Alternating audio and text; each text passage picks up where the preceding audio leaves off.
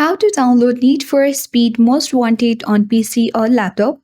Hi everyone, welcome to the channel. In this video, I'll show you the quick way to download Need for Speed Most Wanted on PC or laptop. Remember, before downloading Need for Speed Most Wanted on PC or laptop, make sure you already have downloaded and installed the Steam app on your device. Once you have installed and downloaded, create an account on it and log into the Steam app.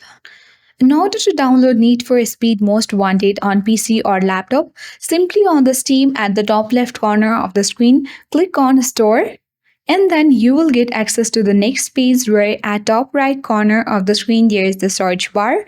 Click on it. There you have to type in Need for Speed Most Wanted on the search bar.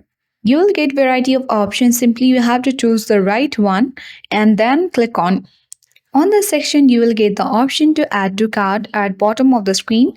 Click on add to cart button. After that, click on payment for myself, and once the game downloads on your PC or laptop, you can easily visit library at top left corner of the screen, search for the game, and you can easily play the Need for Speed Most Wanted on your PC or laptop.